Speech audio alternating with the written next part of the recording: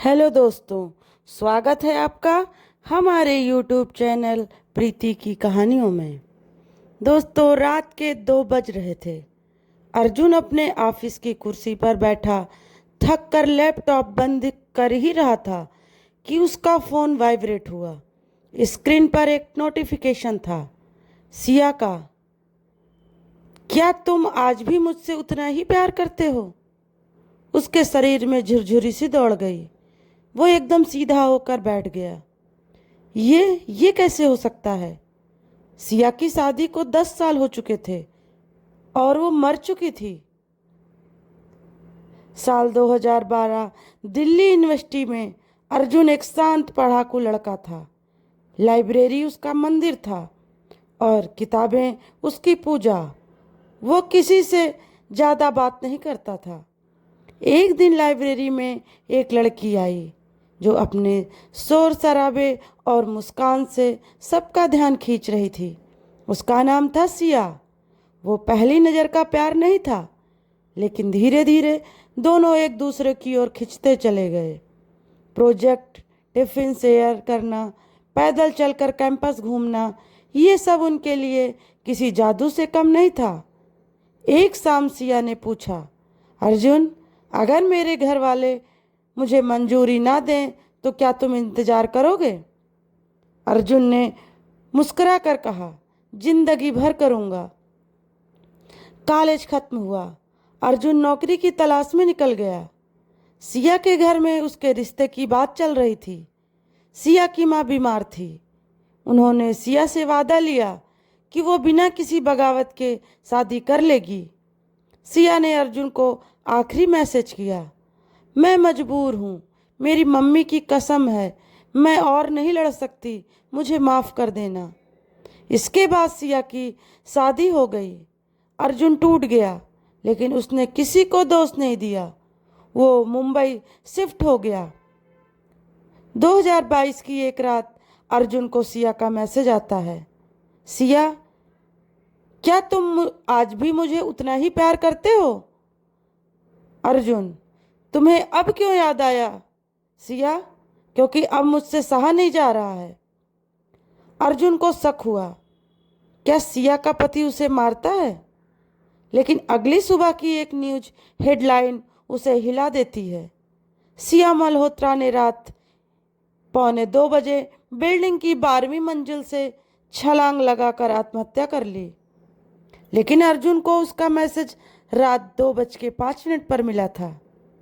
अर्जुन इस सदमे से उबर नहीं पा रहा था, लेकिन अगले दिन फिर सिया का मैसेज आया, सिया, मैं नहीं जा सकी अर्जुन, मेरा कुछ काफ़ी काम बाकी रह गया है।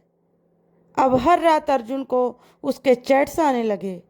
उसने एक मानसिक रोग विशेषज्ञ से बात की।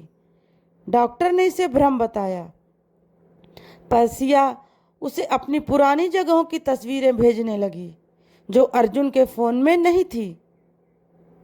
एक चैट में सिया ने कहा, मुझे आज भी वो शाम याद है जब हमने इंडिया गेट के पास गोलगप्पे खाए थे।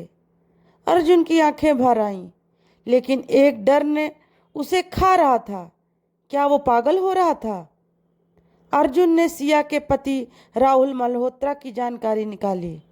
वो एक हाई प्रोफाइल बिजनेसमैन था, लेकिन उस पर पहले भी डोमेस्टिक वायलेंस के आरोप लग चुके थे।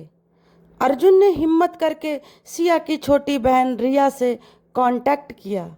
रिया ने जो बताया वो दिल दहला देने वाला था। दीदी बहुत समय से डिप्रेशन में थी।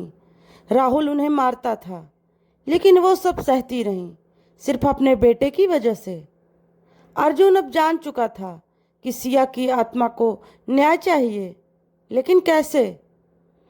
एक रात सिया ने अर्जुन से कहा, सिया, मेरी मौत आत्महत्या नहीं थी अर्जुन, राहुल ने मुझे धक्का दिया था। अर्जुन ने कहा, मैं क्या कर सकता हूँ सिया? सिया बोली, मेरे बेटे को बचा लो और मेरी मौत की सच्चाई सबको बता दो। अर्जुन ने तुरंत एक वकील से बात की और मीडिया को फुटेज भेजी जिसमें बिल्डिंग के सीसीटीवी से राहुल की धमकी और धक्का साफ दिख रहा था। ये फुटेज रिया ने चुपके से सेव की थी। राहुल को गिरफ्तार कर लिया गया। केस ने पूरे देश का ध्यान खींचा। सिया की आत्मा ने इंसाफ दिलाया। ये हेडलाइन वायरल हो गई। सिया के बेटे की कस्टडी रिया को मिली। एक रात अर्जुन को आखिरी मैसेज आया, अब मैं जा रही हूं अर्जुन, मेरा काम पूरा हुआ। तुम्हारा प्यार मुझे इस पार भी और उस पार भी मिला। अर्जुन ने कहा, क्या हम फिर कभी मिलेंगे? सिया, जरूर, अगले जन्म में, और तब मैं किसी और से शादी नहीं करूंगी। फोन की स्क्रीन अपने आप बंद हो गई और अर्जुन की आंखों से अश्रु बहने लगे। लेकिन उस दिन पहली बार वो मुस्कुरा भी रहा था। आज अर्जुन एक लेखक है। उसने अपनी पहली किताब लिखी है, वो लास्ट चैट, जो अब हर टूटे दिल का मरहम बन रही है। अर्जुन अब भी रोज रात को मोबाइल की स्क्रीन देखता है। सिया का नाम अब वहाँ नहीं आता, लेकिन उसकी यादें, उसकी मुस्कान और वो चैट्स हमेशा के लिए अर्जुन की दुनिया में अमर हो गए। तो दोस्तों, आपको हमारी ये कहानी कैसी लगी, प्लीज़ कमेंट करके ज़रूर बताइएगा। और अगर अच्छी लगी हो तो लाइक शेयर करना ना भूलिएगा। आप किस शहर से हमारी ये कहानी सुन रहे हैं, आप अपने शहर का नाम कमेंट बॉक्स में ज़रूर लिखिएगा। और अगर किसी नई कहानी का टाइटल आप मुझे सुझा सकते हैं तो अपना सुझाव कमेंट बॉक्स में ज़रूर दीजिएगा। अगली कहानी में मैं उस टाइटल पर ही कहानी सुनाऊंगी। दोस्तों, फिर मिलते हैं एक नई कहानी के साथ। तब तक के लिए दोस्तों, नमस्कार।